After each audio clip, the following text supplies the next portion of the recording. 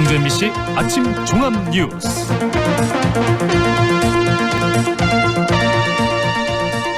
(5월 8일) 수요일 아침 종합 뉴스입니다. 유류세 인하폭이 축소되자마자 광주 지역 주유소 기름값이 일제히 올랐습니다. 소주값과 삼겹살값 등 서민 물가도 줄줄이 오르고 있습니다. 5.18 39주년 행사위원회가 황교안 자유한국당 대표의 기념식 참석을 반대한다고 밝혔습니다. 1980년 5.18 당시 전두환 씨가 광주를 방문했다고 증언한 주한미군 정보요원 김용장 씨가 국내에 입국해서 추가 증언을 이어갈 예정입니다. 이상 오늘의 주요 뉴스입니다.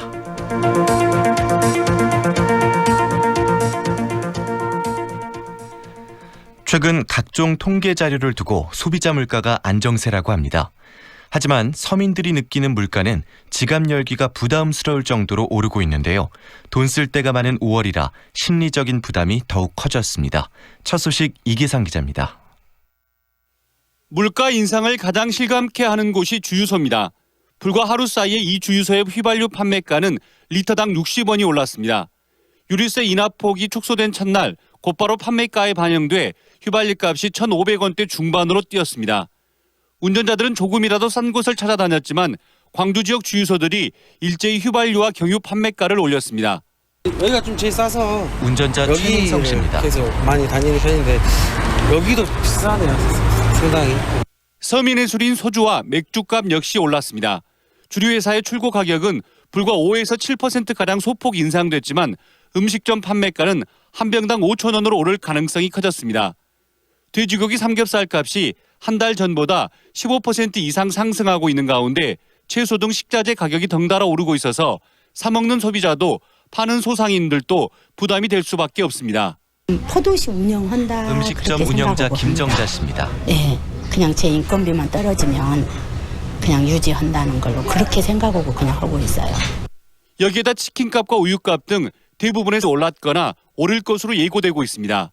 통계청 발표대로라면 넉 달 연속 광주 지역 물가 인상폭이 1%를 넘지 않고 있지만 서민들이 느끼는 물가는 하루하루가 다를 정도로 수직 상승 중입니다.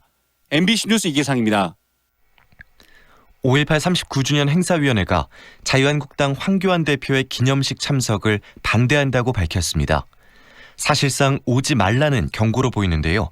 황 대표는 물론 극우 보수단체까지 광주에 오겠다고 예고하고 있어 물리적 충돌마저 우려됩니다. 보도에 송정근 기자입니다.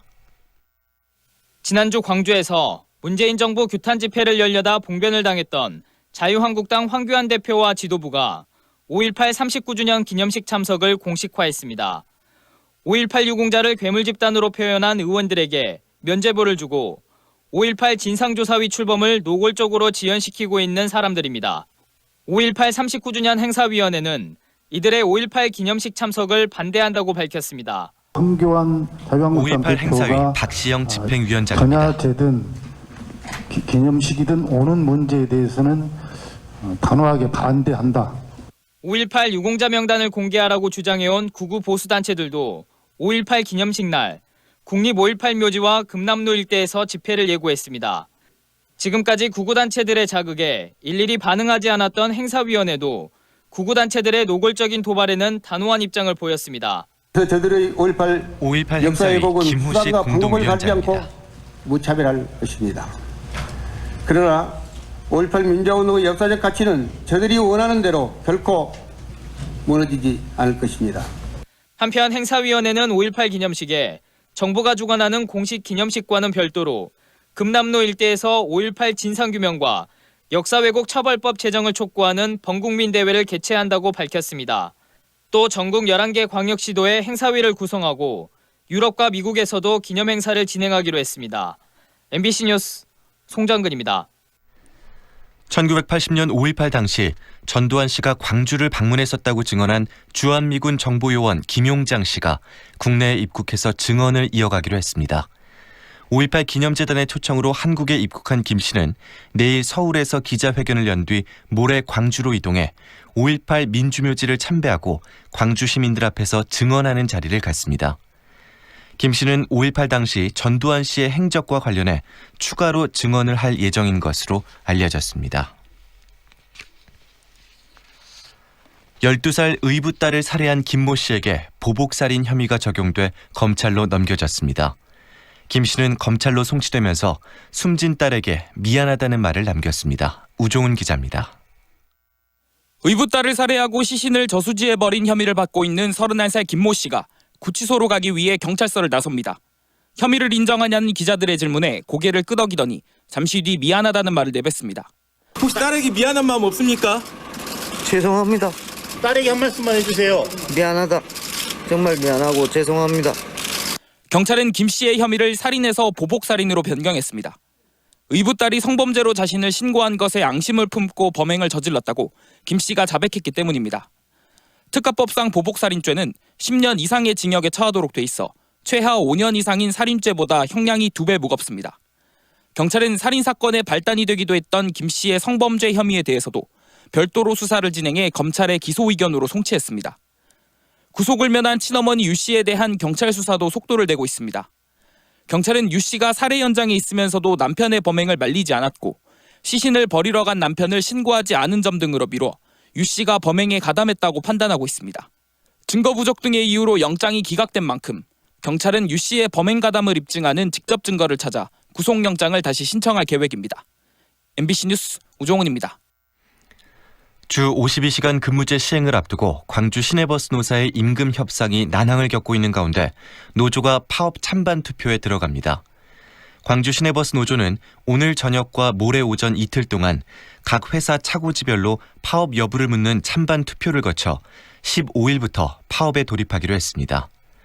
노조는 오늘로 예정돼 있는 지방노동위원회 특별조정회의에서 조정이 이루어지지 않으면 조정 기간을 연장하지 않고 예정대로 파업에 돌입할 계획입니다. 광주 세계수영선수권대회 조직위원회가 내일부터 22일까지 기념주화의 사전 예약을 접수한다고 밝혔습니다. 사전 예약은 지정은행인 우리은행과 농협은행의 각 지점이나 홈페이지에서 접수할 수 있고 1인당 3개까지 신청할 수 있습니다. 조직위는 국내 판매분 9,000개를 오는 7월에 예약자에게 판매하되 예약자가 9,000명을 넘으면 추첨을 통해서 당첨자를 결정하기로 했습니다. 대인예술야시장의 주차난을 해소하기 위해 주차 타워가 신설됩니다. 광주 동구는 전통시장 주차 환경 개선 공모 사업에 선정돼 국비와 시비 등 47억 원을 확보했다며 올해 말까지 지상 3층 181면 규모의 주차 타워를 짓겠다고 밝혔습니다. 동구는 주차 타워를 공연장 등 야외 쉼터와 연계해서 특색 있는 경관으로 꾸미기로 했다고 밝혔습니다. 천주교 광주대교구 정의평화위원회가 오는 13일 광주 남동성당에서 김희중 대주교의 집전으로 5.18 기념미사를 봉헌한다고 밝혔습니다. 광주대교구는 기념미사를 통해 5.18 역사 왜곡 처벌법 제정을 촉구하는 메시지를 전달하고 미사가 끝난 뒤에는 5.18 민주광장에서 촛불 행진과 주먹밥 나눔 행사를 진행할 예정입니다. 날씨입니다. 오늘 광주와 전남 지역은 대체로 맑겠습니다. 오늘 광주의 낮 기온은 23도까지 올라 포근하겠고 미세먼지와 초미세먼지는 보통 수준을 보이겠습니다. 기상청은 맑고 따뜻한 날씨로 인해 광주와 전남 동부 내륙에 건조주의보가 발효돼 있다며 산불 등 화재 예방에 신경 써달라고 당부했습니다. 광주지방 현재 기온 영상 9도입니다. 광주 MBC 아침 종합 뉴스를 마칩니다. 아나운서 김두식입니다.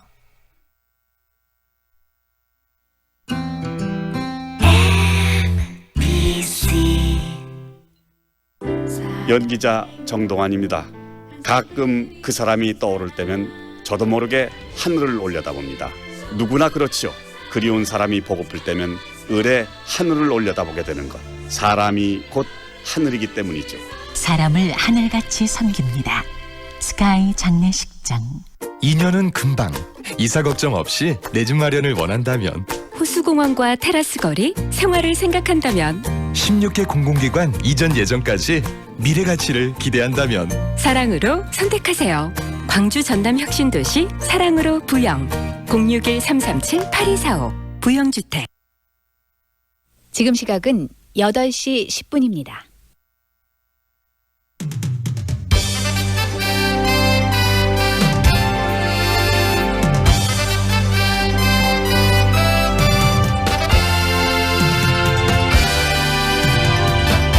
황동현의 시선 집중.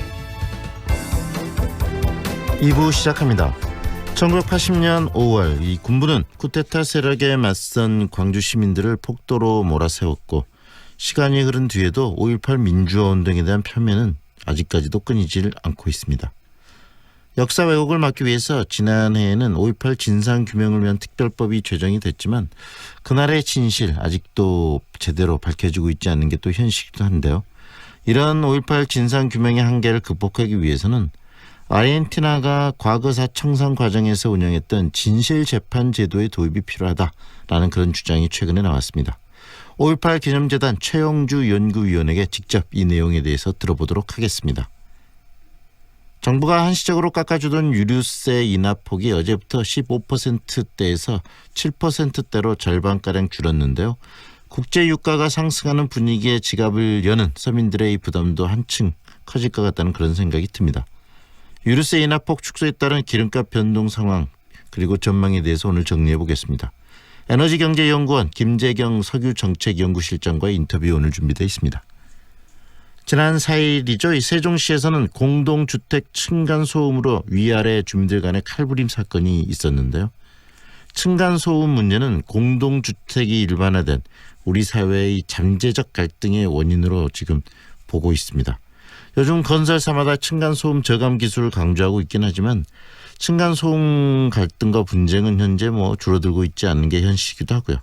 근본적인 원인이 어디에 있는지 그리고 이 층간소음에 대한 해결 방안은 없는 건지 오늘 정리해보는 시간 준비했습니다. 송원대학교 건축학과 박현구 교수와의 인터뷰가 준비되어 있습니다. 황동현의 시선집중 계속됩니다. 우와, 통돼지 바비큐! 역시 우리 사장님이 최고! 즐거운 야유회, 체육대회 최고의 맛으로 즐거움을 더하다. 통돼지 바비큐 출장 서비스 쿠바하우스. 알뜰한 가격 통돼지 바비큐 출장 서비스 쿠바하우스. 062-351-7711. 동선동에 광주 0.1%만을 위한 MVG 저택이 옵니다. 호텔식 인테리어와 프리미엄 조식 서비스를 갖춘 럭셔리 라이프의 완성. 프레스티지 펜트하우스 동선동 남양주튼 MVG 062-385-8988 남양건설 MVG그룹. 도시의 풍경을 바꾸는 제1풍경체. 이제 광주 북구의 풍경을 바꿉니다. 새로운 중심에서 만나는 1556세대 프리미엄 대단지 제1풍경체 센트럴파크. 광주의 변화는 풍경체로부터. 5월 오픈 예정. 1899-2195 제1건설. 5월 빌리브 트레비체의 이름으로 특별한 122분을 모십니다. 공원 속 상록회관 자리에 스카이브리지 커뮤니티, 닥트인 파노라마 뷰까지. 광주에 없던 하이엔드 클래스. 세상의 부러움에 산다. 빌리브 트레비체. 062-367-1000번 신세계건설이 시공합니다. 좁은 국토를 효율적으로 활용하여 에너지 영토를 넓혀가는 기업이 있습니다. 탑솔라. 생명의 가치를 높이고 미래의 변화를 준비합니다. 하늘의 태양을 땅의 태양으로. 탑솔라. 2년은 금방. 이사 걱정 없이 내 집 마련을 원한다면 호수공원과 테라스 거리, 생활을 생각한다면 16개 공공기관 이전 예정까지 미래 가치를 기대한다면 사랑으로 선택하세요. 광주 전남 혁신도시 사랑으로 부영 061-337-8245 부영주택. 4월 7일 장례를 치르신 유족 박상아님입니다. 엄마 보내고 참 힘들었는데 위로가 많이 됐어요. 3월 4일 장례를 치르신 유족 전승현님입니다. 덕분에 잘 치렀습니다. 정말 감사합니다. 진정한 위로 남문 장례식장. 피곤해. 오늘 술 약속했어요? 이거 농부가 짠 엉겅 퀴즈 꼭 챙겨가세요. 농부가 짠 엉겅 퀴즈? 술 마시기 전에 미리미리 아셨죠? 역시 당신뿐이야. 음주 전후에 장수식품 농부가 짠 엉겅 퀴즈. 과립과 차도 있어요. 검색창에 장수식품. 그라샤스 합창단과 함께하는 박옥수 목사 초청 성경 세미나. 기쁜 소식 선교회는 박옥수 목사를 초청해 성경 세미나를 개최합니다. 김대중 컨벤션 센터 4층에서 5월 19일부터 22일까지 열리는 성경 세미나에 여러분의 많은 참석 바랍니다. 문의 전화 062-671-7294.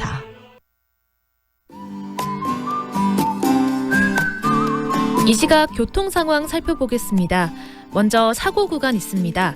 인방울대로 양산 사거리에서 우리은행 사거리 방향, 첨단대교 3차로에서 화물차와 승용차 관련 3중 사고 발생했습니다. 주의해서 지나시길 바랍니다. 이어서 정체 구간 살펴보면 죽풍대로 이마트 광주점에서 광천 사거리 방향으로 밀렸다 풀렸다 반복되고요. 교직원 공제회합 사거리에서 농성역 방향 밀려 지납니다. 다음은 대남대로 살펴보면 건강관리협회 사거리에서 광주 광약자활센터 방향으로 정체되고 있고요. 백운교차로에서 주월교차로 방향 교통량 많습니다. 연결되는 구간들도 서행 흐름 이어지고 있습니다. 상무대로에 밀리는 구간 많습니다. 강문 외과의원에서 화정역 방향으로 막히고요. 운천역에서 상무지구 입구 사거리 방향 제속도 못 내고 있습니다. 연결되는 구간들 역시 교통량 많습니다. 출근길 안전운행 하시기 바랍니다. 지금까지 광주 집값을 한눈에 광주 1등 부동산 어플 사랑방 부동산 협찬 교통정보의 신혜빈이었습니다. 황동현의 시선집중 듣고 계시는 지금 시각 8시 16분 26초 막 지나고 있습니다. 어제 국회의원회관에서 5.18 민주화운동 진상규명의 쟁점과 과제를 주제로 토론회가 열렸었는데요. 토론회에 앞서서 지난 6일에는 또 주제 발표문이 진행이 됐고요. 현장에서 5.18 진상규명의 한계를 극복할 수 있는 방안으로 아르헨티나의 진실재판 제도가 필요하다라는 이야기가 나왔는데요. 그 진실재판 제도에 대한 이야기를 언급한 분 직접 연결해서 진실재판 제도가 무엇이고 또 왜 이 진실을 밝히기 위해서 5.18의 진실을 밝히기 위해서 이런 제도의 도입이 필요한지에 대한 이야기 듣도록 하겠습니다. 5.18 기념재단 최용주 연구위원 연결합니다. 안녕하세요, 위원님. 네, 안녕하세요. 네, 지난해 지금 5.18 민주화운동 진상규명을 위한 특별법이 제정이 됐는데 이 특별법 제정의 배경부터 한번 정리를 해주시겠습니까? 뭐 다들 아시는 거지만 사실 5.18 민주화운동은 한국 전쟁 이후에 국가 권력이 자행한 가장 잔인한 인권 유리 아니겠습니까? 네. 그런데 사실 이게 우리나라가 민주주의로 이행한 이후에 거의 한 30년 가까이 지났는데. 그간에 이런 사태가 왜 발생을 했고 누구에 의해서 어떻게 됐었는지에 대한 아무런 진상규명 작업이 사실 없었어요. 네. 몇 차례 있었는데 그 사안별로 몇 가지 사안에 대해서만 이렇게 좀 조사를 한 것이고 이 사건의 총체적인 진상을 규명하기 위한 그런 작업이 없었습니다. 그래서 광주 시민들과 한국 시민사회를 중심으로 해서 우리나라가 민주주의를 공고하고 사회 발전을 도모하기 위해서 가장 먼저 해결해야 될 과거 청산가조 중에 제1이 광주에서 일어난 학살 사건의 진상을 규명하는 일인데 이것을 위한 특별법 제정을 그간에 꾸준히 요구를 했었었고요. 네. 이거를 문재인 당시 대통령 후보가 선거 공약으로 받아들였었고 선거 대통령으로 취임을 하면서 바로 5.18 진상규명을 특별법 제정을 입법을 했었고요. 네. 이게 작년 2월 달에 국회를 통과하게 된 겁니다. 네. 진상규명 부분적으로는 뭐 사안별로는 있었지만 전반적인 네. 총체적인 부분에 대한 진상규명이 39년이 지난 지금까지도 이루어지지 않았다. 이제 우리 사회가 이 부분은 정확하게 좀 짚고 가야 된다는 그런 합의 속에서 이 지금 특별법이 만들어졌단 말씀이시네요. 그렇죠. 네. 그런데 지금 이 가장 중요한 것들, 이 진상규명에서 가장 중요한 이 발포 책임자 하나도 아직까지 지금 해결되지 못하고 그렇죠. 제대로 지금 그렇습니다. 밝혀지지 못하는 상황들. 이 상황들이 계속 이렇게 유지됐던 이렇게 진상규명이 제대로 되지 않았던 가장 큰 이유는 어디에 있다고 보세요? 일단 당시에 이런 인권주의를 자행했던 세력들, 요건대 가해자 세력들이 여전히 정치 일선에 나서 있는 것이죠. 그리고 많은 부분에 있어서의 자신들의 그런 범법 행위를 감추기 위해서 무수히 많은 서류를 왜곡을 하고 은폐를 하고 오염을 시켰고요. 네. 이런 구체적인 진상을 규명하는데 아주 필요한 그런 자료들을 철저하게 은폐를 시켰던 것입니다. 그렇기 때문에 이걸 진상을 규명하는 데 있어서 굉장히 한계를 느낄 수밖에 없었던 것이고 또 용기 있는 증언자들이 나오지를 않아요. 그래서 이제 이런 것들을 제기하기 위해서는 총체적인 진상규명위원회가 설치가 되어서 이것에 대한 체계적인 그런 진상규명 작업이 있어야 된다라고 하는 그런 사회적인 합의가 있었고요. 이런 것들 때문에 이제 특별법이 이제 발의가 되고 이제 앞으로 이제 위원회 출범을 이제 기다리고 있는 것이죠. 네. 그런데 이 위원회 출범에 있어서도 지금 자유한국당에 계속적으로 지금 이 상황들 끌어가기 때문에 제대로 출범하지 못하고 있는 현실이 안타까운데요. 그래도 이제 곧 출범을 앞두고 있지 않습니까? 글쎄요. 지금 사실은 법에 의하면은 작년 2월 달에 법이 통과가 되고 그 법이 통과가 된 이후에 6개월 이후에 진상규명위원회가 출범하도록 되어 있거든요. 그래서 법에 의하면은 작년 9월 달에 진상규명위원회가 출범해야 되는데 지금 거의 한 10개월 가까이 지났지 않습니까? 통상적으로 법에 의해서 여당에서 6명의 의원, 야당에서 3명의 의원을 추천을 해서 9인의 의원을 이렇게 추천을 위원회가 출범을 하도록 되어 있습니다. 그런데 야당이 3명의 의원을 추천을 하긴 했지만 그 법에서 요구하고 있는 자격 요건을 갖추지를 못했어요. 그래서 청와대가 자격 요건을 갖추지 못했으니까 제출해달라고 야당이 지금 요구하고 있는 지금 상태인데 지금 뭐 잘 아시다시피 국회가 지금 여전히 저렇게 파행을 겪고 있고 과연 야당이 이 5.18 진상규명 특별위원회 출범에 대한 어떤 의혹이 있는가도 굉장히 의심스러운 상태로 그런 되어 있는 것입니다. 그래서 지금 내일 모레가 좀 곧 5.18이 다가오고요. 내년이면 또 40주년입니다. 그래서 뭔가 좀 시한을 두고 이게 좀 위원회에 출범을 해야 되는데 여전히 지금 정치적인 여러 가지 문제들 때문에 이게 좀 아직까지 또 위원회가 출범되지 못하고 있는 게 대단히 안타깝죠. 그 안타까움 그리고 이 자유한국당 제1야당인 자유한국당이 이렇게 지금 이 진실규명 자체에 대해서 부정적인 이 상황 속에서 제대로 된 진상규명이 지금 이루어질 수 있을 것인가에 대한 우려도 나오고 그러는데요. 그런 대안들 이런 진상규명을 제대로 하기 위해서 우리 위원께서 진실재판 제도라는 부분들을 좀 도입할 필요가 있다라고 얘기를 하셨어요. 이 진실재판 제도라는 게 어떤 건지 소개 좀 해 주십시오. 일반인은 굉장히 낯선 그 개념 같은데요. 이걸 간단히 이야기하자면은 인권유린에 참여를 했거나 기획을 했거나 옆에서 동조했던 사람들을 법정으로 불러서 그들한테 진실을 말할까지 강제하는 재판 절차입니다. 근데 사실 이게 지금 현행 우리나라의 형사소송법이나 제도의 법적인 체계에 있어서는 이런 그 진실재판 제도 자체가 현실적으로 아직은 불가능해요. 그래서 독특한 이 진실재판을 이룰 수 있는 어떤 사법 혁신과 몇 가지 어떤 법적인 장치들이 먼저 마련이 되어야 되는데 사실 이게 필요한 이유가 몇 가지가 있습니다. 첫째, 특별법에 의해서 진상규명위원회가 출범을 하도록 되어 있고 이제 일단 출범이 된다 하더라도요. 이 특별법에 의한 진상규명위원회의 위원들이 할 수 있는 그 법적인 권리가 대단히 제한적입니다. 그러니까 요컨대 인권유린을 가담을 했던 가해자들이랄지 이런 사람들을 불러서 강제로 자백을 구하거나 증언을 확보를 해야 되는데 그쪽에서 자기들이 불리한 것에 대해서 증언을 하겠습니까? 안 하면 그만이에요. 안 하면 그만이기 때문에 이 법적으로 강제할 수 있는 수단을 갖추고 있지를 못해요. 법에도 몇 가지 조치는 있습니다. 그런데 뭐 동행명령권이랄지 진실을 거부했을 때는 검찰에 고발할 수 있는 그런 장치를 마련하는 거 있겠지만은 그거는 위원회 안에서 해결될 문제가 아니라 법적인 다른 지원을 받아야 되고 또 사실 검찰에 법적이라 하더라도 검찰에서 안 받아들이면 그만이거든요. 그래서 동행명령권 같은 것들도 그걸 거부를 하게 되면 과태료만 부담을 하면 돼요. 그래서 과태료 부담만 안 나가면 그만이거든요. 이거는 뭐냐면은 위원회가 수사권과 기소권이라는 법적 권리가 부여되지 않았기 때문에 그렇습니다. 그래서 이런 것들을 위원회 내에서 지금 법을 개정을 하거나 이런 것들이 되지 않는 한 이게 불가능하기 때문에 다른 제도를 하나 더 마련을 하자는 것인데 그거는 뭐냐면은 국제인권법과 국제인도법에서 국가폭력 피해자에 대해서 부여하고 있는 그런 그 규범적인 권리가 있습니다. 그거는 뭐냐면 일종의 진실추구권이라고 하는 건데 피해자나 피해자의 가족이 우리가 왜 이런 피해를 당했는지를 알 수 있는 권리를 보장을 하는 것이죠.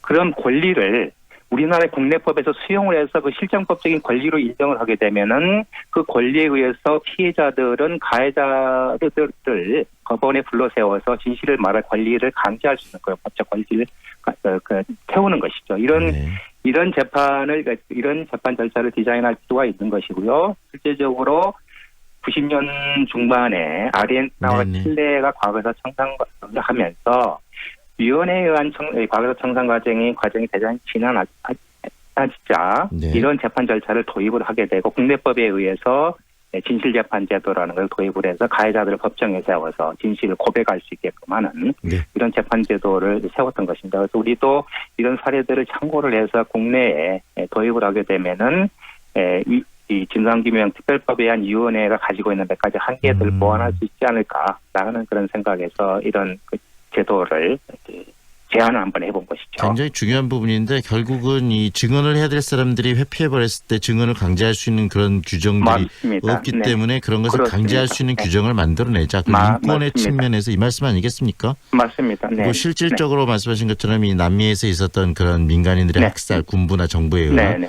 아르헨티나나 칠레의 사례들도 이런 진실재판 제도를 통해서 진실을 더 알아가고 또 파헤쳤던 그런 선례가 있다는 말씀이시니까 우리 굉장히 중요한 부분일 것 같고요. 그런 부분들이 앞으로 좀 더 구체적으로 논의가 좀 돼야 되지 않을까 싶고요. 그리고 어제 위원님 또 이 그 국회에서 열린 또 그 저기 공청회에 참여를 하셔서 이 미국이나 이런 데서 갖고 있는 이런 자료들 5.18에 대한 자료들을 적극적으로 우리들이 활용해야 된다는 요구에 말씀도 하셨는데 그 필요성에 대해서도 한 말씀 해주시죠. 지금 사실 알다시피 지금 그간에 거의 40년 가까이 흐르면서 5.18의 진실을 말해줄 수 있는 수많은 자료들이 사실 은폐되고 엄폐되고 오염되어 있거든요.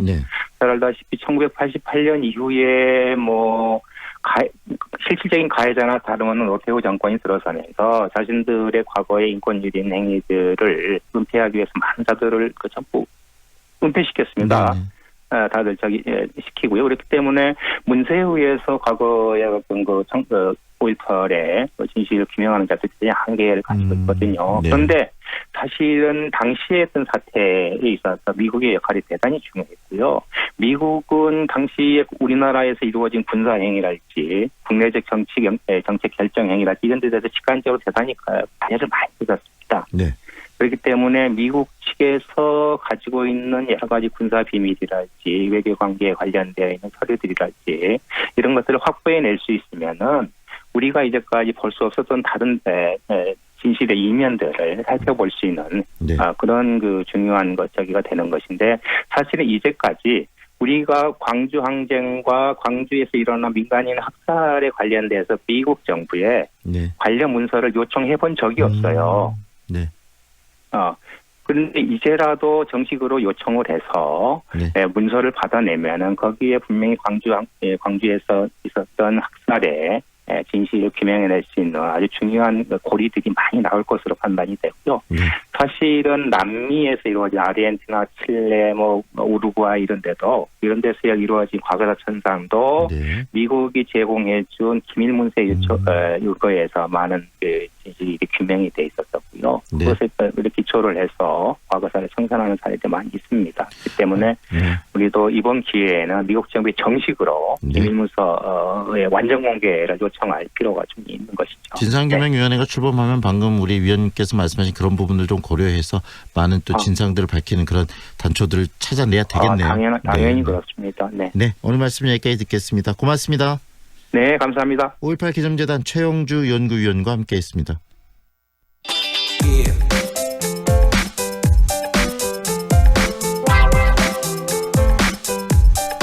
주유소 가보신 분들은 깜짝 놀라셨을 겁니다. 이 기름값이 왜 이렇게 비싸졌지 하는 생각도 드셨을 텐데요. 올 들어 국제 유가가 상승세에 있는 데다가 또 어제부터는 정부가 한시적으로 낮췄던 유류세 인하폭을 절반가량 줄였습니다. 현재 기름값 추이 어떤지 살펴보고요. 앞으로 이 전망 그리고 영향도 함께 들어보겠습니다. 에너지경제연구원 김재경 석유정책연구실장 연결합니다. 안녕하세요, 실장님. 네, 안녕하세요. 이 지금 유류세 인하 폭이 줄어든다라고도 이야기를 하는데 정확하게 이야기하면 지금 정부가 이 걷어고 있는 세금의 일정 부분들 지금 한 15%를 이용자들에게 돌려줬다면 그것을 지금 삭감하겠다는 이야기로 이해를 하면 되는 겁니까? 네, 맞습니다. 이제 정부가 작년 11월 6일부터 올해 5월 6일까지 한 6개월간 한시적으로 휘발유나 경유나 LPG 등의 등등 유류세율을 이제 15% 인하하겠다고 발표를 했는데요. 이거 관련해서 이제 작년 10월 30일에는 국무회의에서 관련 법률을 의결했습니다. 근데 이 법률에는 이제 이 인하 조치가 5월 6일까지만 적용된다라고 봐갖고, 네. 이거 이제 5월 6일 이전에 이제 이걸 계속 할지 아니면 그냥 인상할지를 결정해야 되는데요. 네. 이에 대해서 이제 4월 12일에는 인하 조치를 4개월간은 계속 유지를 하되, 네. 인하 폭만 15%에서 7% 줄이겠다고 발표했습니다. 그래서 사실은 이제 엄밀한 의미에서는 세율이 이제 8% 정도 인상됐다고 볼 수가 있습니다. 그래서 이게 어제는 5월 7일부터는 이제 인상된 세율이 적용되고 있습니다. 네. 정부가 이렇게 유류세를 다시 단계적으로 되돌리는 이유는 어떤 겁니까? 사실 유류세 규모는 약 26조 정도 되고요. 네. 국세 수입이 약 10%로서 소득세, 부가세, 법인세 다음으로 이제 규모가 큰 이제 4대 세수원입니다. 네. 그래서 정부 입장에서는 이런 알토란 같은 세수원을 장시간 인하해 줄 수만은 없습니다. 지난 한 6개월간 대략 2조 원의 세수 손실이 발생했다고 합니다. 네. 그런데 최근 또 국제 유가의 동향도 또한 심상치는 않습니다. 네. 두바이유 가격 기준으로 작년 12월 평균 배럴당 57달러까지 좀 내려갔고요. 네. 작년 배럴은 47달러까지도 떨어진 적이 있었습니다. 그런데 최근 들어서 이제 슬금슬금 이제 상승하다가 올해 4월 순으로는 70달러 수준까지 회복했습니다. 네. 여기에 이제 미국과 이란 간에 최근 이제 갈등도 있고요. 베네수엘라가 지금 현재 정전이 좀 불안한 상태고, 리비아가 최근에 이제 리비아 내 최대 기전이 이제 공격을 받는 이런 시도들이 있었습니다. 이처럼 이제 영역적 불안 요인이 계속되고 있기 때문에 향후에 유가 상승 가능성이 또 열려 있다라고 할 수가 있습니다. 이를 고려해서 유류세율을 인하 기간을 연장을 하되, 인하 폭을 줄이는 일종의 묘수를 둔 것이 아닌가라고 평가를 하고 있습니다. 인하는 유지하되 폭을 줄였다는 이야기신데, 결국은 이 지금 유가가 근데 그 국제 정세를 말씀을 해주셨지만, 이 유가가 떨어질 요인보다는 상승할 요인들이 지금 국제적으로 더 높은 거 아니겠습니까? 네, 아무래도 좀 그럴 것 같습니다. 두바이유 기준으로 올해 평균 이제 국제 유가는 배럴당 75달러 정도가 될 것으로 좀 예측을 하고 있습니다. 네. 이 예측이 들어맞는다면 대략 현재보다는 하반기에 들어서 좀 더 오를 가능성이 좀 있습니다. 이런 걸 검토해 본다면 이제 급격하게 이 인하 폭을 줄여서 인상을 많이 시키는 것이 아마 정부 입장에서 좀 부담이 될 수 있고, 이게 또 이제 서민 경제라든가 또 여러 영세 사업자들의 또 경제에 타격을 줄 수 있기 때문에 점진적으로 단계적으로 올리는 방안을 이제 추진한 것으로 보고 있습니다. 정부가 지금 이 국제적인 상황, 그리고 이 유류가가 또 서민 경제에 미치는 여러 가지 그 상황들을 고려해가지고 나름대로 묘수를 만들어내는 게 지금 한 7% 정도 이 유류세를 유지하는 이 방안이겠네요. 맞습니다. 그렇다고 볼 수가 있습니다. 네. 이렇게 근데 유가들이 항상 우리 경제와 너무 밀접한데, 지금 그 세계 경제의 환경 자체도 우리에게 그렇게 녹록하지 않다라는 말씀을 해주셨는데, 유가가 큰 폭으로 이렇게 오르고 그러면은 당장 우리 경제에는 어떤 영향들을 미치게 되는 겁니까? 이제 어떻게 생각해 보시면 이제 자동차만 서둘러 움직인다고 생각할 수가 있습니다. 그래서 이제 소비 제품 가격이 오르면 운송비 지출 증가만을 이제 고려하는 경향들이 있는데요. 실제로는 이제 소비는 합성솜이나 방향제, 치약, 칫솔, 비누, 샴푸, 로션, 세제 등등 이제 우리 주변의 생활 필수품, 특히 이제 석유화학 제품에 상당분 큰 원료가 되고 있습니다. 그래서 이제 유가가 올라가면 국내 경제에는 뭐 대략 국제유가 10%가 상승하면 현재 GDP가 0.16%가 하락한다는 뭐 이런 연구 결과도 있고요. 이와 함께 이제 소비자 물가가 상승하게 됩니다. 대략 10% 상승 시 소비자 물가는 0.21% 정도 상승하는 것으로 추정이 됩니다. 다시 말해서 경기가 나빠지고 이제 인플레이션이 이 정도로 더 이렇게 발휘되는 효과들이 있어서 사실은 이제 국민 여러분들의 생활을 하시는데 좀 어려움을 주는 그런 좀 악영향을 미치는 것이 사실입니다. 네, 실장님, 지금 이 유류세가 전체 이 그 지불하는 뭐 휘발유를 산다면은 뭐 거기에 차지하는 비율, 이 포션은 어느 정도 되는 거죠? 대략 지금 현재는 절반 이상이라고 보시면 되는데요. 이제 어제 기준으로 대략 이제 전국 평균 휘발유 가격이 1,500원대가 진행됐습니다. 그러니까 대략 1,500원이라면 대략 600원에서 700원 사이라고 보시면 됩니다. 휘발유 같은 경우 그렇고요. 경유 같은 경우도 대략 지금 어제 이제 1,375원 됐는데요. 대략 500원 정도 이게 그 유류세라고 보시면 됩니다. 네, 굉장히 좀 큰 그 포션 아니겠습니까? 네네, 그렇습니다. 예, 전체적인 거의 뭐 절반이 좀 안 되는 그 정도인데, 절반에 가까운 건데, 근본적으로 이 유류세를 이렇게 한시적으로 인하하는 게 아니고 좀 본질적으로 유류세를 좀 인하해야 된다는 목소리가 끊임없이 나오고 있는데, 그런 부분들은 정부가 정책을 추진하고 세금을 걷는데 한계가 있기 때문에, 세수 확보에 어떤 한계가 있기 때문에 그 제대로 그 추진할 수 없는 그런 부분인가요? 그 부분은 어떻게 생각하십니까? 네. 사실 유류세를 인하를 해야 된다는 것에 대한 의견에 대해서 일정 부분 저도 동의하는 부분이 좀 있습니다. 그러니까 사실 유류세라는 것 자체가 원래 유류세는 이제 사치세라는 개념으로 들어왔습니다. 왜냐하면 이제 과거에 자동차라는 것이 사치품이었습니다.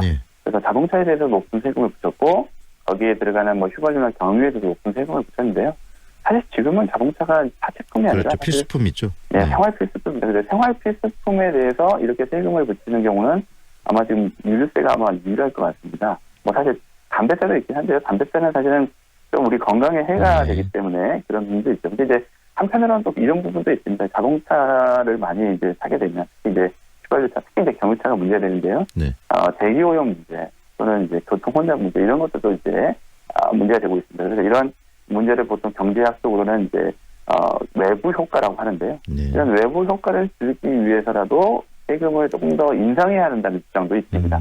그래서 이제 이런 어떤 이제 세금을 인하해야 될 필요성, 인상해야 될 필요성이 있기 때문에 어떻게 보면 약간 균형을 좀 잡아서 적절하게 유지하는 것이 바람직하지 않을까라고 생각하고 있습니다. 이 생활 필수품이 돼 있고 그다음에 유류세가 올라가면 또 이 가정 이 가게에 또 영향들을 많이 주고 있는데 이런 식으로 유류세가 또 소폭 그 전체적으로 이 휘발유나 또 경유 가격이 인상되는 이 환경 속에서 좀 합리적인 어떤 소비를 할 수 있는 그런 팁이라 이런 게 있다면 어떤 게 있을지 한 말씀 해주실 수 있을까요? 네, 정부는 지금 현재 전국에 있는 주유소들에게 판매 가격들을 뭐 이제 하루에 한 4번 정도 정부에 공개를 하라고 요구를 하고 있습니다. 그래서 이 가격 정보를 정부에서는 다 모으고 있습니다. 그래서 지금 한국석유공사에서 운영하는 오피넷이라는 가격 정보 사이트가 있습니다. 여기에 매일매일 4시간 간격으로 업데이트해서 공개를 하고 있는데요. 여러분들께서 조금 약간 수고로우시겠지만 이 사이트를 방문해 주셔서 가장 근처에 저렴하게 판매하는 주유소를 찾아서 기름을 넣어주시면 좋을 것 같습니다. 이렇게 되면 이제 주유소들 간에 경쟁이 되기 때문에 상대적으로 이제 시장 가격을 안정화시키는 데 도움이 많이 됩니다. 그리고 또한 이제 가게에도 도움을 줄 수 있는, 그러니까 가장 저렴하게 합리적으로 소비할 수 있는 방식이 될 수 있지 않을까라고 생각하고 있습니다. 네, 오늘 말씀 여기까지 듣겠습니다. 고맙습니다. 네, 감사합니다. 지금까지 에너지경제연구원 김재경 석유정책연구실장과 함께했습니다.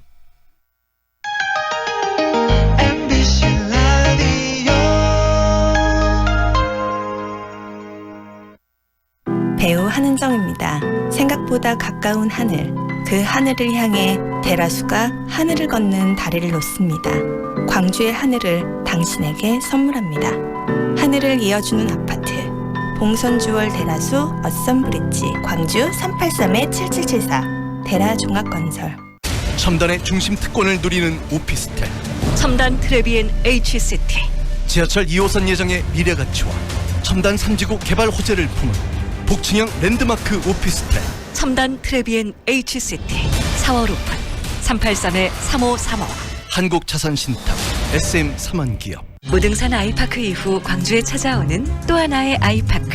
더 높아진 기대만큼 더 빛나는 가치로 광주 화정의 화려한 변화가 시작됩니다. 아이파크로 빛나는 광주의 화려한 변화. 광주 화정 아이파크. 5월 오픈 예정. 문의 062-351-7701. HDC 현대산업개발. 광주 테크노파크와 국제직업전문학교에서는 산업융합형 가상증강현실 프로젝트 전문가 양성과정 교육생을 모집합니다. 가상증강현실 기술과 기업 현장 프로젝트 실습 중심으로 운영되며 전액 국비 지원, 취업 연계, 해외 연수 혜택 등이 주어집니다. 자세한 내용은 홈페이지를 참고하시기 바랍니다. 93.9 Feelings between the sheets. Why am I caressing my mama's sadness? 세상을 보는 지역의 눈. 여러분은 지금 황동현의 시선 집중과 함께하고 있습니다.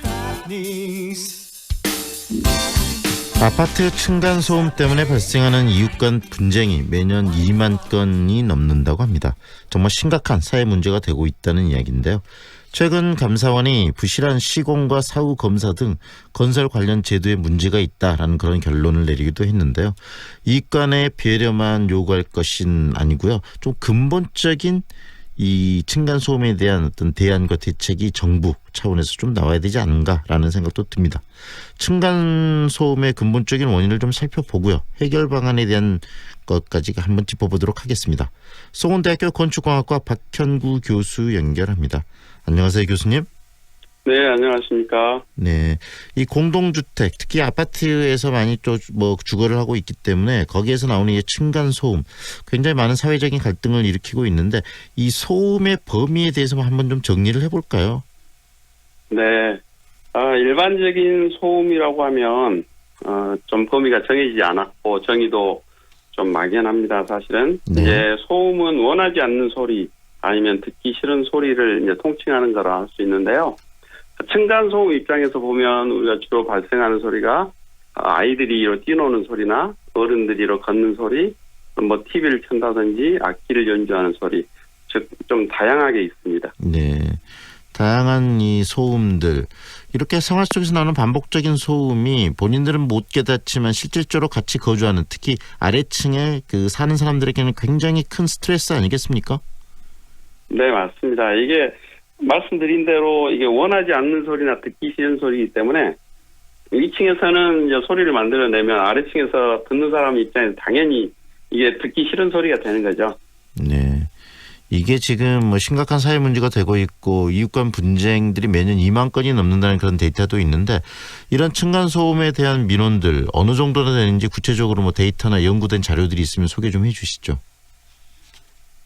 저희들이 이제 층간 소음 관련해 가지고 주거환경 소음을 1986년부터 이제 설문조사 등을 통해서 조사를 해왔었고요. 네. 이게 이제 사회적 문제가 되고 나니까 2012년부터는 환경부에서 산하에 층간 소음 이웃사회 센터를 운영하게 됐습니다. 네. 그 당시에는 1년에 한 8,000건에서 10,000건 정도였는데 현재 제가 이제 데이터를 보니까 작년 2018년 기준으로 28,000건 정도가 접수가 되어 있습니다. 네. 이 말은 약 한 달로 따지면 한 2,000건 이상이 되니까 상당히 많은 숫자라고 할 수 있죠. 네. 그리고 이것을 직접 이렇게 신고하고 분쟁으로 가면서 데이터화한 부분도 있지만, 그렇게 하지 않는 소음들도 끊임없이 일어나고 있고 또 갈등들이 만들어지기 때문에 우리 사회에서 이 층간 소음은 굉장히 지금 심각한 문제가 되는 게 현실 아니겠습니까? 맞습니다. 이게 환경에 대한 부분을 우리가 보면 건물을 지을 때 더 우수한 환경으로 더 강화된 기준으로 이를 만들게 하고 있습니다. 네. 그런데도 불구하고 이 민원이라는 것들이 더 증가하고 있기 때문에 네. 어떻게 보면 좋아지는 환경 속에서 더 민감해지는 좀 더 악화되는 그런 상황이라고 할 수가 있겠습니다. 네, 이 층간 소음이 일어나는 근본적인 원인은 어디에 있을까요? 지금 건축에 있어서 이 자재나 이런 것들을 덜 썼기 때문인가요? 아니면 근본적으로 피할 수 없는 그런 상황이라고 보시는 건가요? 좀 재미있는 이제 원인이 되는데요. 네. 사실은 저희가 공동주택에서 거주하기 때문에 층간 소음이 발생하는 것입니다. 네. 이 공동주택이라는 것은 공유하는 거거든요. 네. 예를 들면은 위층에서 사는 사람 입장에서 방바닥은 아래층에서 사는 사람의 천장이 됩니다. 네네. 그 공유하는 그 부재를 내 것처럼 사용하기 때문에 나타나는 문제라고 보고요. 네. 두 번째로는 이제 건축에서 기술적인 문제라고 할 수 있는데, 우리가 이제 건물을 짓다 보면 경제성을 따지다 보기 때문에 경제성과 기술적 만족도를 따질 때 어떤 상관관계에서 나타나는 문제를 할 수 있고요. 또 세 번째 이유를 말씀드린다면 사람들의 이제 의식이라 할 수가 있겠는데요. 이게 소음을 만드는 사람도 거주민이고 듣는 사람도 거주민이기 때문에 만드는 사람과 듣는 사람 입장에서 어떤 태도를 가져야 되는지 그 부분에 대해서 조금 언급하고 싶네요. 결국은 이 다양한 어떤 그 환경적 요인들이 층간 소음을 만들어내고 이 층간 소음에 의해서 사회적 갈등이 지금 유발된다는 말씀이시네요. 네, 맞습니다. 네, 결국은 이게 이제 사회적인 문제가 되면서 이 정부 기관 또 자치단체에서도 이런 해결 방안을 지금 고민하고 있는 것으로 알고 있는데 어떤 이야기들이 지금 나오고 있습니까? 방금 전에 언급했던 환경부에서 이웃사회 센터뿐만 아니라요. 지자체에서도 다양하게 대응하고 있는 걸로 알고 있습니다. 특히 지자체 중에서 환경 담당 부서가 있는데 문제가 발생했을 때 전문가와 대동을 합니다. 대동을 해서 가서 측정을 하기도 하고 특정 이외의 문제가 발생한 경우에서는 이웃 간에 서로 커뮤니케이션이 될 수 있도록 대화 노력도 하고 있고요. 네. 그리고 이제 소음 교육도 하고 또 어떤 경우에는 아파트에 이제 관리 규약에 층간소음에 대한 부분을 넣어서 어떻게 하면 예방할 건지 규제보다는 예방 그리고 우리가 이해할 건지 그런 측면에서 많이 접근하고 있는 것 같습니다.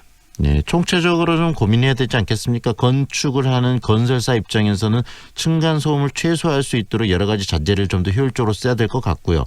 그다음에 그 이후에도 층간소음이 100% 그 층간소음을 안 나게 할 수는 없기 때문에 일어난다면은 서로 어떤 그 이웃의 어떤 관계 속에서 이런 층간소음을 좀 풀 수 있는 어떤 문화적인 측면도 필요할 것 같고 다양한 해법이 있을 것 같은데 우리 교수님께서 나름대로 생각하시는 해법 좀 제시해 주시죠.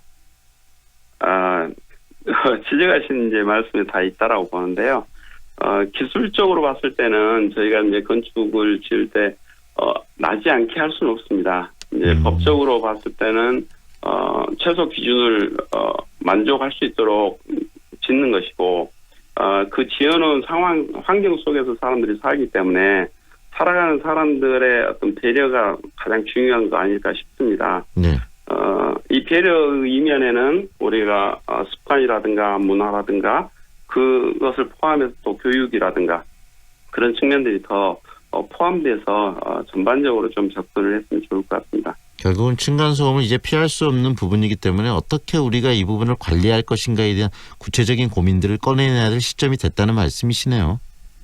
네, 맞습니다. 네. 좀 더 종합적으로 그리고 이 개별적으로 진행하고 있는데 약간의 컨트롤 타워가 구성이 되어서 아주 어렸을 때부터 교육적인 측면도 좀 포함해서 진행을 하면 좋을 것 같다는 생각도 합니다.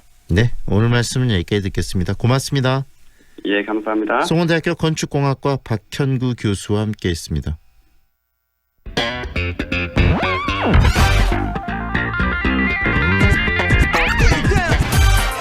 다양한 남도의 소식을 만나보는 시간이죠. 오늘은 전남 중부권 소식 빛가람신문 박은정 국장과 함께합니다. 안녕하세요, 국장님. 네, 안녕하세요. 나주혁신도시 이전 기관 임직원 자녀들의 입학 특례가 과도하다는 지적이 일고 있다는데 어떤 내용입니까? 네, 그 나주혁신도시 이전 기간 임직원 자녀들이 그 고교 전입학 때 그 국가 유공자급의 혜택을 받는 것으로 나타났습니다. 그 혁신도시 활성화를 위해 이전 공공기관 직원 자녀에게 줬던 고교 전입학 혜택이 논란에 휩싸인 것인데요. 그 시민단체인 학벌 없는 사회를 위한 시민 모임에 따르면 전남도 교육청이 발간한 2020학년도 고교 입학 전형 기본 계획상 그 나주혁신도시 이전기관 임직원 자녀들은 그 특수 목적고인 전남외고와 전남과학고에 정원의 10%까지 지원할 수 있습니다. 네. 그 또 사회통합 전형과 그 정원의 국가유공자 자녀 전형, 또 고입 특례 입학 대상자 전형에도 지원할 수 있고, 그 나주시에 거주하지 않더라도 정원의 일반 전형 지원도 가능한데요. 그 나주 빛가람동에 위치한 봉안고의 경우 타 시도에서 똑같이 이사를 왔더라도 그 이전기간 임직원 자녀는 조건 없이 전입학을 받아주고 있는 반면 그 일반 학생은 입학 정원의 2%만 전입학을 허용하고 있습니다. 그 올해의 경우 단 2명만 전입학을 했는데요. 그 이런 특혜는 혁신도시 건설 단계부터 전남도 교육청 자체적으로 또는 혁신도시 지원 특별법 등을 근거로 마련한 유인책이지만 그 형평성이 논란이 되고 있는 것입니다. 네, 정말 형평성 논란이 일어날 만하네요. 이와 관련해서 지금 시민 모임은 일반 학생들에게 상대적 박탈감을 일으킨다는 점, 이것은 꼭 시정을 해야 된다 이렇게 촉구를 좀 하고 있는 거죠? 네, 그렇습니다. 그 시민 모임은 전남외고, 전남과학고, 봉안고를 상대로 그 차별 시정 진정서를 국가인권위원회에 제출했습니다. 그리고 또 교육부와 전라남도 교육청에도 민원을 제기했는데요. 그 이처럼 교육시민단체가 특혜를 주장하며 국가인권위원회에 진정을 낸 가운데 교육당국도 그 공공기관 이전이 완료된 만큼 폐지 시기를 저울질하고 있는 것으로 알려졌습니다. 네. 그 시민모임 관계자는 지원 자격을 갖춘 전남도 거주 학생보다 그 혁신도시 임직원 자녀에게 일방적인 특혜가 부여되고 있다며 그 이러한 특혜는 일반 학생들에 대한 차별적 근거에 상대적 박탈감을 일으키고 있다고 지적하고 있습니다. 그 전남도 교육청 관계자는 대상 공공기관과 소속 직원들의 이전 그 촉진을 위해 혜택이나 지원이 있었던 것은 사실이지만 그 일반 학생이 불이익을 받지 않도록 제도를 시행해 왔다고 밝히고 있고요. 다만 그 공공기관 이전이 완료됐으니 내년까지 지원제도 폐지 여부를 충분히 검토해 그 결과를 2021학년도부터 적용하겠다고 밝혔습니다. 그 이전 기간의 정원의 입학 전형은 실제 혁신도시 가운데 울산과 전남에 있는 특수 목적고만 시행하고 있는 가운데 그 이전 기간 자녀들의 고교 전입학 특혜가 주목되고 있습니다. 물론 혁신도시로 많은 사람들을 이전하고 싶은 그런 부분들은 이해를 하지만 그래도 어떤 기본적인 룰 속에서 움직여야 되는데 과도한 특혜 이런 부분들은 꼭 시정이 좀 됐으면 하는 생각이 듭니다. 네, 그렇습니다. 네, 그리고 화순 열린 도서관에서 이 문화적 감성을 키울 수 있는 다양한 행사를 진행한다는 이야기가 들리는데 그 소식도 좀 전해주시죠. 네, 그 하순 열린 도서관이 가정의 달인 5월을 맞아 그 숲속 독서 캠프, 천연 제품 만들기 원데이 클래스, 영화 상영 등 다양한 문화 행사를 진행합니다. 그 숲속 독서 캠프는 전라남도 선정 올해 곤장 도서를 활용한 독서 퀴즈 대회, 미니 운동회, 버블쇼, 영화 상영, 바베큐 파티, 블루베리 잼 만들기 체험 등 다양한 프로그램으로 재미를 더할 계획인데요. 네. 그 숲속 도서 캠프는 초등학생 이상 자녀를 동반한 가족 10개 팀을 모집해 진행합니다. 그리고 천연 제품 만들기 원데이 클래스는 천연 비누 만들기, 천연 화장품 만들기 등 체험 프로그램을 운영하는데요. 그 청장년층이 도서관과 친해질 수 있는 계기를 만들기 위해 마련됐습니다. 그리고 또 영화 상영은 하순 열린 도서관 3층 다목적실에서 지난 4일에 이어 11일 오후 3시, 29일 오후 7시에 진행되는데요.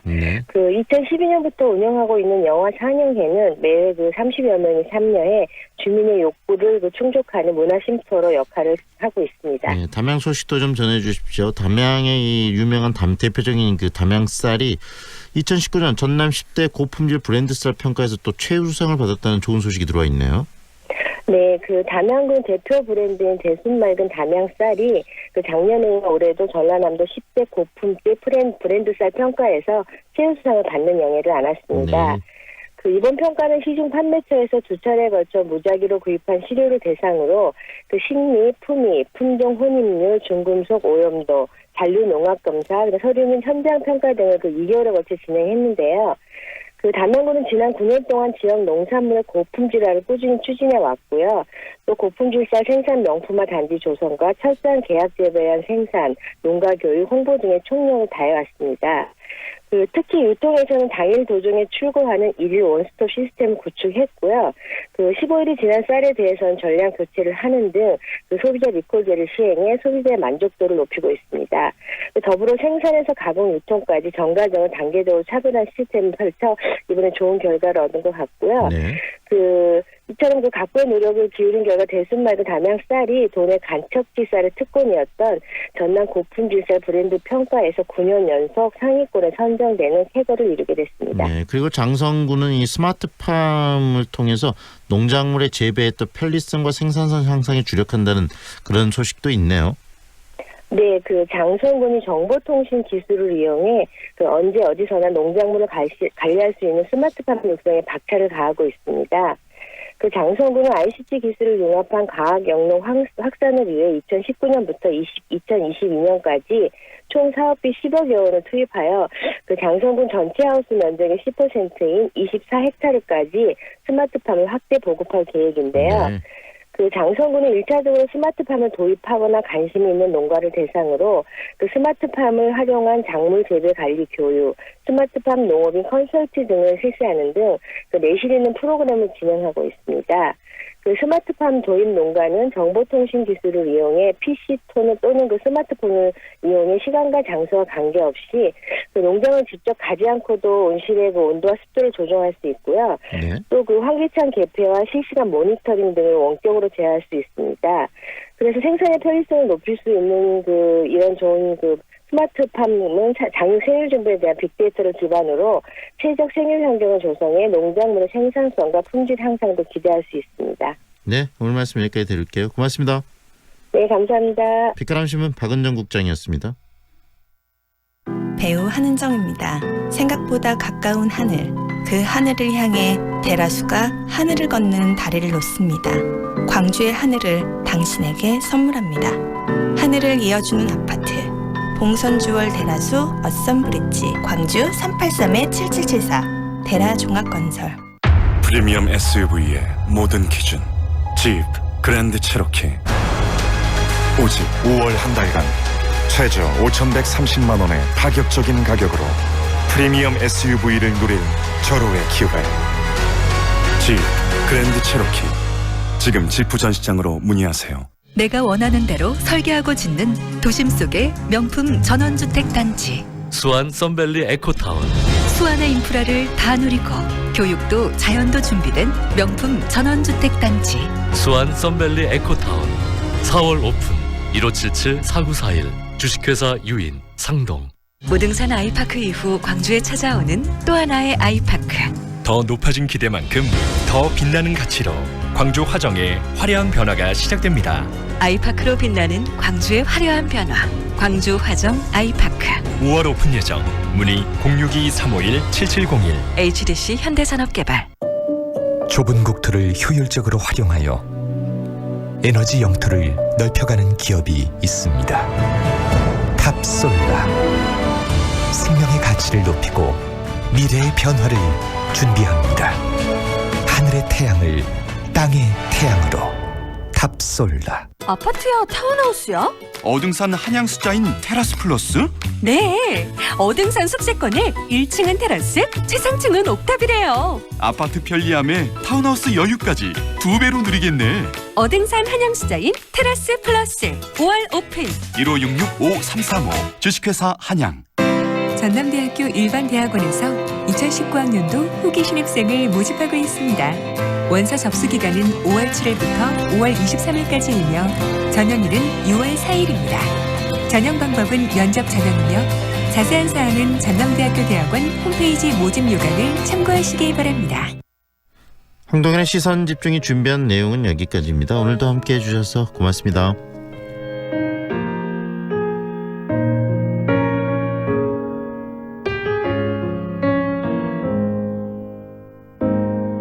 처음 당신을 만났죠. 만나자마자 울었죠. 기뻐서 그랬는지 슬퍼서 그랬는지 기억도 나지 않네요. 드릴 것이 없었기에 그저 받기만 했죠.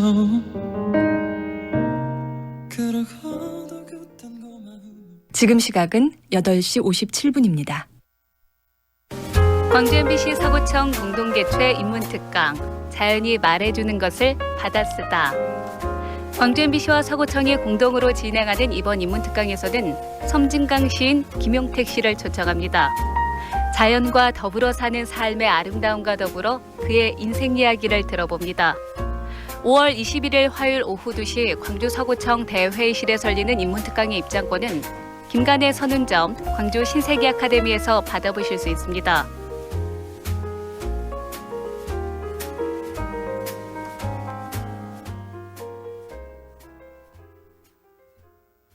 배우 박철민의 귀환, 연극 늙은 도둑 이야기. 28년간 사랑받아온 국가대표 시사풍자 코미디. 5월 31일과 6월 1일 광주 5.18 기념 문화센터에서 호복절도 배꼽 잡는 웃음을 전해드립니다.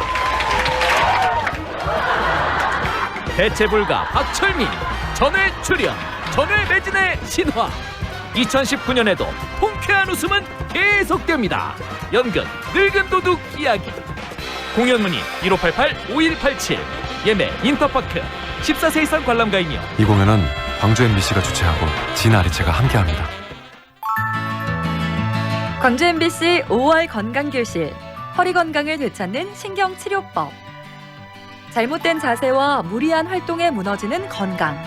젊을 때부터 지켜야 삶이 행복해집니다. 무거운 짐을 들다가 삐끗한 뒤론 조금 아픕니다. 치료법이 있나요? 이대욱 마취과 전문입니다. 네, 허리 근육의 과긴장만으로도 다양한 요통이 발생합니다. 신경 및 근육 치료를 통해 근육의 과긴장을 풀어주고 혈류를 개선시켜줌으로써 통증을 해결할 수 있습니다. 건강교실은 5월 23일 목요일 오후 2시 상무지구 우리들 병원에서 열립니다. 초청장은 담양 강의리 추어탕, 담양 한즈골장어, 옥외광고 디자인 전문기업 더페이지, 광주 MBC 안내실에서 나눠드리며 방청객에게는 메가박스 전대점에서 관람권을 드립니다. 이 강좌는 비타민 하우스와 한페이 카드가 함께하며 광주 360-2020번으로 문의하세요.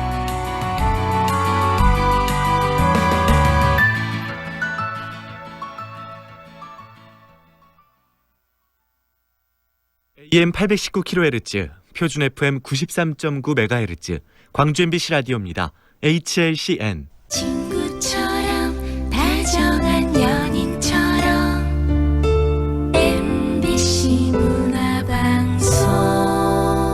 여러분의 다정한 친구 광주문화방송이 9시를 알려드립니다.